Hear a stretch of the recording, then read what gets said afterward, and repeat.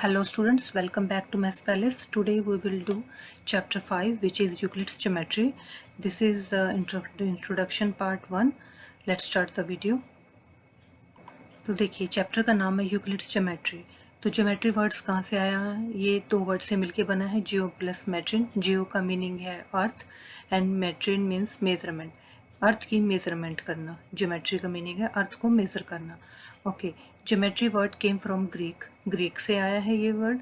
And हमें इसकी ज़रूरत क्यों पड़ी मेज़र करने के लिए? किस चीज़ को? लैंड, रिवर्स और कंस्ट्रक्शन ऑफ पिरामिड्स।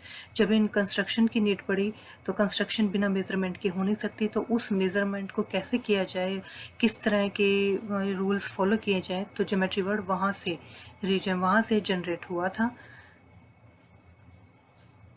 तो एक ग्रीक मैथमेटिशियन थे जिनका नाम थेल्स था। उन्होंने प्रूव किया कि a circle is bisected by its diameter. एक ग्रीक के मैथमेटिशियन थे थेल्स। उन्होंने कहा कि एक सर्कल को हम डायमीटर से बाइसेक्ट कर सकते हैं। मीन्स कि एक सर्कल है, उसको डायमीटर कहाँ से होता है? मिड में से होता है, इसके सेंटर से। अगर ये इसका सेंटर है तो यहाँ से वर्टिकल या हॉरिजॉन्टल कोई भी हम लाइन यहाँ से ड्रॉ करते हैं तो ये टू इक्वल पार्ट्स में इसको बाइसेक्ट कर रहा है। तो यही उसने कहा था, थेल्स जो थे हमारे मैथमेटिशियन, उन्होंने कहा था सर्कल को डिवाइड हम कर सकते हैं कैसे? टू इक्वल पार्ट्स में बाय डायमीटर। तो इसका मतलब यही हुआ, means by cutting circle by diameter divides it into two equal parts. Thales ने कहा था। थेल्स के एक प्यूपिल थे, प्यूपिल मीन्स उनके एक शिष्य थे जिनका नाम था पाइथागोरस, जो हमने नाम बहुत सुना है। उन्होंने एक थ्योरी डेवलप की थी ज्योमेट्री, ठीक है। उसके बाद एक टीचर आए थे मैथमेटिक्स के, यूक्लिड। उन्होंने क्या किया, ये थेल्स और पाइथागोरस, ये जो पाइथागोरस किसके शिष्य थे? थेल्स के। फिर इन्होंने जो भी ज्योमेट्री के वर्ड्स दिए, ज्योमेट्री की डेफिनेशंस दी, एक्सियम्स, पोस्टुलेट्स, जो हम इस चैप्टर में पढ़ेंगे, उन्होंने जो भी काम किया सारे होल वर्क को यूक्लिड ने कलेक्ट किया और एक बुक बनाई, उसके ऊपर बुक के अंदर अरेंज किया। क्योंकि काम सबने इन्होंने ये फाइंड आउट किया, थेल्स ने, पाइथागोरस ने, कि ये कैसे हुआ, ये कैसे ज्योमेट्री के ऊपर काम करना है, ज्योमेट्री क्या चीज़ है, उन्होंने सारा कुछ फाइंड किया। लेकिन ये सब चीज़ें इधर उधर थी, तो यूक्लिड ने क्या किया, उन सब चीज़ों को कलेक्ट किया और उसको एक बुक में अरेंज किया, ठीक है। उस बुक में अरेंज करने के बाद उन्होंने एक बुक, जो यूक्लिड्स डेफिनेशन, जो यहाँ पे हम करेंगे, यूक्लिड्स गेव सम डेफिनेशन, जब बुक एक बन गई तो उसके अंदर कुछ डेफिनेशंस दी गई। क्या डेफिनेशंस थी वो? A point is that which has no part. एक पॉइंट क्या होता है? पॉइंट वो है जिसका कोई पार्ट नहीं होता। जैसे ये पॉइंट है, इसका कोई पार्ट नहीं है, लंबाई, चौड़ाई, ऊंचाई, मोटाई कुछ नहीं है, ठीक है। Second, a line is breathless length. Line है, इसी क्या मोटाई है? कुछ भी नहीं, सिंपल एक लाइन, हम स्ट्रेट लाइन ड्रॉ की है तो इसकी कोई मोटाई नहीं होती है। The end of a line are points. जब एक लाइन के, ये देखिए लाइन है, इसके जो एंड पॉइंट्स हैं, जो एंड है, इस पे हम, ये दो पॉइंट्स होते हैं, इससे ही एक लाइन ड्रॉ होती है, इसके एंड जो होते हैं वो दो पॉइंट्स पे जाके मिलती है एक line. A straight line is a line which lies evenly with the points on itself. एक स्ट्रेट लाइन एक लाइन होती है जो कि इवनली लाइन करती है विद द पॉइंट्स, पॉइंट्स के बीच में। A surface is that which has length and breadth only. एक सरफेस क्या चीज़ होती है? जिसकी लेंथ और ब्रेड्थ होती है। जैसे आप सरफेस ले लिए, एक बुक ले लेते हैं, बुक का जो सरफेस होता है उसकी लंबाई और चौड़ाई होती है। तो वही बात उसने कही है कि एक सरफेस क्या चीज़ होती है? जिसकी लंबाई और चौड़ाई होती है, ऊंचाई नहीं होती है, ठीक है। ये ध्यान रखना, बुक की ऊंचाई भी होती है, वो थोड़ी सी मोटी होती है तो उसको हम हाइट कहते हैं। तो इसने कहा है लेकिन इसकी लंबाई और चौड़ाई होती है, ओनली, ओनली वर्ड जहाँ आ जाए, इसका मतलब ऊंचाई नहीं है, सिर्फ लंबाई और चौड़ाई होगी, तो उसको हम सरफेस कहते हैं। जैसे कि हम अर्थ, जो फर्श, फ्लोर है, फ्लोर के ऊपर हम चलते हैं, इसकी लंबाई और चौड़ाई आप नाप सकते हैं, कितना मोटा है ये नहीं नाप सकते हम, तो वो एक सरफेस है, ठीक है। अर्थ एक सरफेस है, फ्लोर जिस पे हम चलते हैं वो भी एक सरफेस है। Edges of surface are lines. अब फ्लोर है वो हमारा सरफेस है, उसकी जो एजेस हैं वो क्या है? लाइंस है, ठीक है। जो उसकी लंबाई और चौड़ाई है वो, उनको हम क्या कहते हैं? लाइंस कहते हैं।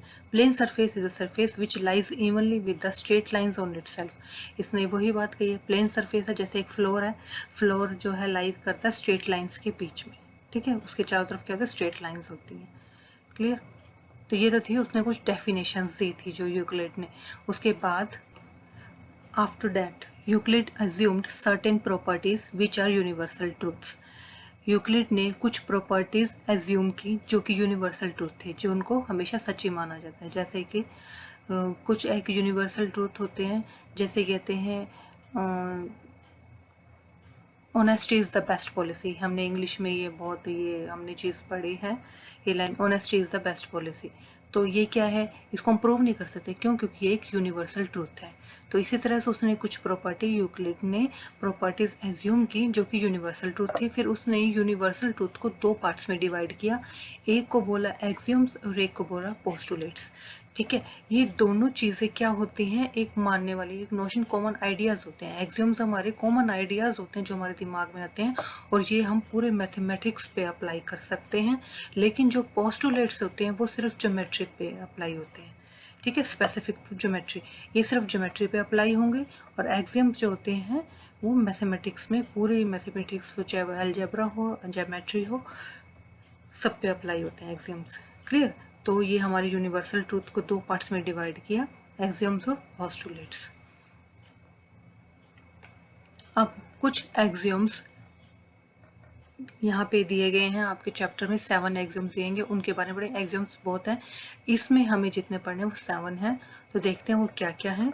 देखिए, things which are equal to the same thing are equal to one another. क्या कहना चाह रहा है, जो चीज़ which are equal to same thing के इक्वल है, वो एक दूसरे के भी इक्वल होगी। कैसे, इसे एग्जाम्पल से देखते हैं। ए है, अगर वो बी के इक्वल है, things which are equal to the same thing, A B के इक्वल है और सी भी बी के इक्वल है, यही कहना चाह रहा है। थिंग्स, ये मान लीजिए ये दो थिंग्स है ए और C, which are equal to the same thing, जो कि इक्वल है एक जैसी चीज़ की, जैसे ए भी बी के इक्वल है, सी भी बी के इक्वल है, तो things are equal to one another. तो जो ये दोनों है ए और सी, ये भी एक दूसरे के इक्वल हों। कैसे? जब ए इक्वल टू बी हो, सी इक्वल टू बी हो, तो ये दोनों क्रॉस होकर ए इक्वल टू सी हो जाता है। ठीक है, इसे हम मानते हैं कि ए भी बी के इक्वल है, सी भी बी के इक्वल है, तो ए इक्वल टू सी हो जाएगा। ठीक है, तो ये तो फर्स्ट का हो गया। सेकंड क्या कहा है उसने, if equals are added to equals the wholes are equal. कैसे? देखिए, मान लीजिए 4 इक्वल टू 4 है, इन इक्वल्स के अंदर अगर हम कुछ इक्वल्स को हम ऐड करते हैं, जैसे कि मैं 1 प्लस करती हूँ दोनों साइड में, तो क्या आ जाएगा, 5 इक्वल टू 5 आ जाएगा। तो यही वो कहना चाह रहा है कि अगर इक्वल्स हैं, दो चीज़ें इक्वल, 4 इक्वल टू 4 था, अगर उसमें इक्वल्स ही ऐड किए जाते हैं, दोनों तरफ अगर 1 1 ही ऐड किया जा रहा है, दोनों इक्वल, तो होल्स भी इक्वल आएंगे उनके। ठीक है, इसी तरह से थर्ड में कहा है कि if equals are subtracted from equals the remainders are equal. Same, अगर 9 इक्वल टू 9 है और इन दोनों में से सेम ही चीज़ को लेस किया जाए, देखिए यहाँ करते हैं, 9 इक्वल टू 9 है, अगर दोनों में से हम 7 को लेस करते हैं, सेम, क्योंकि उसने कहा ना equals are subtracted from equals, equals means कि एक ही चीज़ को दोनों में सब्ट्रैक्ट किया, 7 ही दोनों में से किया जाए, तो 2 इक्वल टू 2 आ जाएगा, तो रिमाइंडर्स आर इक्वल, तो रिमाइंडर भी इक्वल हो गए। ठीक है, अब fourth, things which coincide with one another are equal to one another. Coincide हम कहते हैं जो एक दूसरे से मेल खाती हो या आइडेंटिकल हो। ठीक है, वो एक दूसरे के इक्वल हैं, तो are equal to one another, तो एक दूसरे के इक्वल होंगे। कैसे, ये चीज़ को हम कैसे करें डिफाइन, ये भी देखते हैं। देखिए, तो इसे हम ऐसे प्रूव कर सकते हैं, जैसे कि ए बी हम ले लेते हैं, जैसे A B equal to B C equal to C D. देखिए, एक लाइन ली हमने, यहाँ से यहाँ तक हमने कहा कि ए बी है, यहाँ से यहाँ तक बी सी, फिर ये C D, A B B C और सी डी। अगर ये line A B equal to B C equal to C D, तो कोइंसाइड का मीन्स है कि आइडेंटिकल होना, एक दूसरे से मेल खाना, एक दूसरे जैसे होना, सेम होना।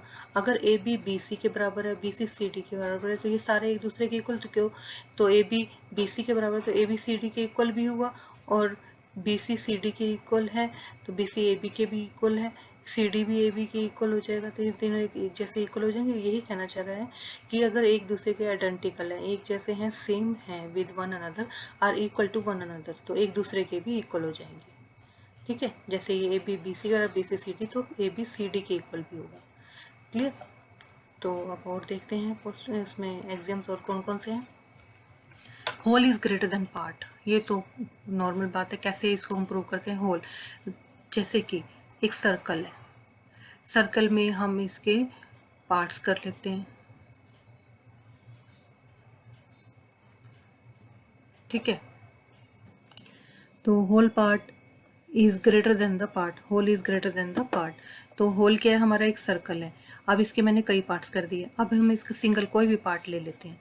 जैसे कि मान लेते हैं ये वाला पार्ट लेते हैं, दिस वन, ठीक है। अब ये पार्ट जो है इस पूरे होल से ग्रेटर है और लेस है, देखने से पता लग रहा है this is less than the whole, ठीक है। तो यही कहना चला है whole is greater than the part, तो पार्ट जो होगा वो होल से कम होगा, ठीक है, और होल जो है पार्ट से बड़ा होगा।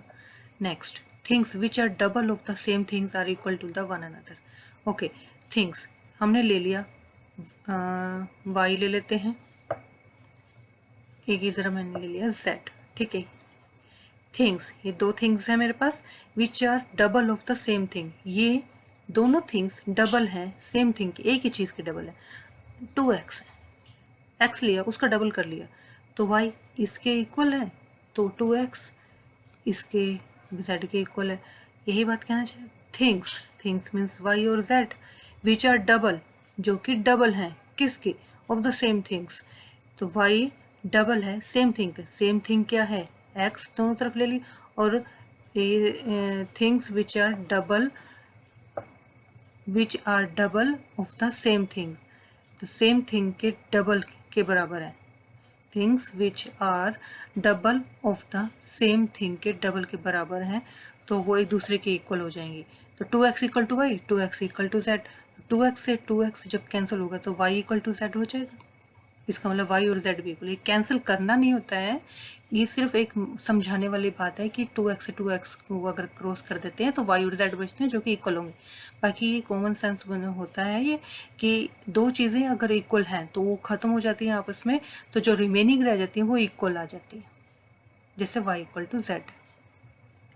इसी तरह से नेक्स्ट में कहा है things which are halves of the same things, दो थिंग्स ले ली y and z of the same thing, half of the same thing, तो same thing I've taken x, clear, इसका half 1/2, clear, तो 1/2x equal to y, 1/2x equal to z, ठीक है। तो दोनों x y दोनों थिंग्स सेम थिंग के half के इक्वल है, तो to one equals to one another, तो जब ये दोनों आपस में इक्वल हैं, दोनों ही 1/2x के इक्वल हैं, तो आपस में भी इक्वल हो जाएंगे, y इक्वल टू जेड।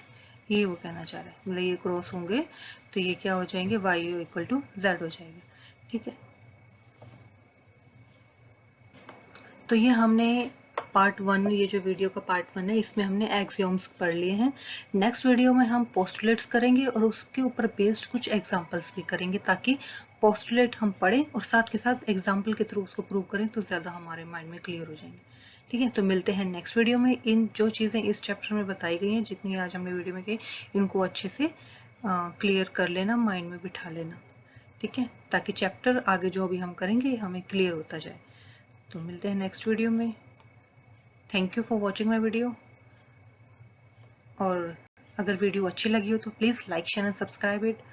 मिलते हैं नेक्स्ट वीडियो में। Till then be happy, stay healthy and keep connected to Maths palace.